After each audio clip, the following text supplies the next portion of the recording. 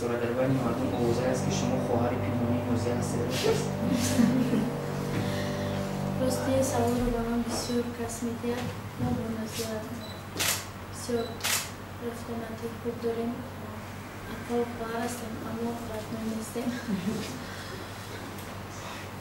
اکا ایستاره به من سرودی دیگر از ما نیستی خیلی پسند است. این سرود چگونه به دست شما افت دو رو با درد سرودی؟ ایستاره شما دیگر از ما نیستی شیر و آرامش جلوانی در انجام است. با من همین دیگر از ما نیستی دقیقه های رفتنت هر دو اش را یک را پیشنهاد کرد. من اول دیگر از ما نیستی را گرفتم.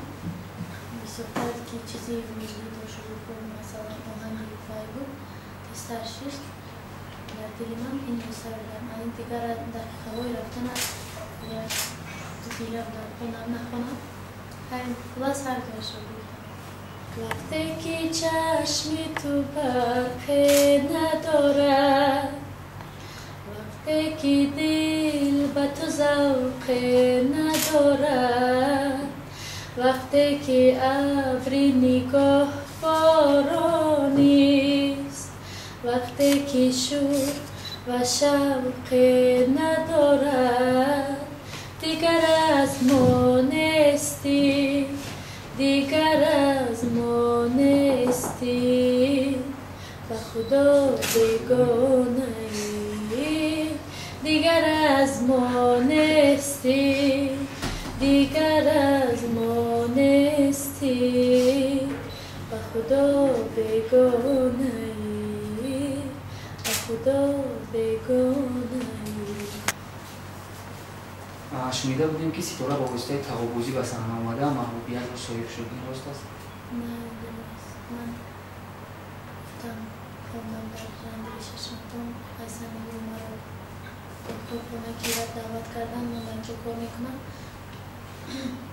مثلا اونجا همش بونی با دستگیری اگر جوانی با عشق پاک و صمیمی نظرتون آید ایسوی محبت نماید چی بینه قبول میکنید؟ رو به رو هایده من زن از ببینم یا چی میبید اون وقت؟ از توش میرده؟ نمو از اون نرفتم روش میکنم سخانه شد بعد از پرسوکی کتور چی میگید؟ خیلی میبینیم اگر بیره نگفته دلمون باز است؟ نه من شنیدم که گویا جوانان زیادی عاشق حسن و جمال شما گشتند و شما باشید برای از آنها خلاص شدن گفته که شوهر دارم سوالش در چیز این حالت بود؟ این حالت بود بله بسیار اما من کوشش میکنم. من طبیعتم زیبایی هستم شوخی میکنم گپ میزنم و گپ خوب میفهمم لیکن افسوس که یک خیلی نمیفهمم مجبور میکنم که میخواد تفریح بیم بین راه و نیم راهه نمیدانم اشتباهه این چی درده چی خیاله این چی سوزه درد و آهه تو چرا با دیگرانی مگر این را نمیدانی بسوزد آتشی رشک مرا از خود چی میرانی تو در اندازه و حدی نفس جایی مرا از من دوباره باز می آیی مثالی من دوباره باز می کابی پشیمان می شوی اما نمیابی بیا حالا که در قلبی مکوشین آتشی سوزم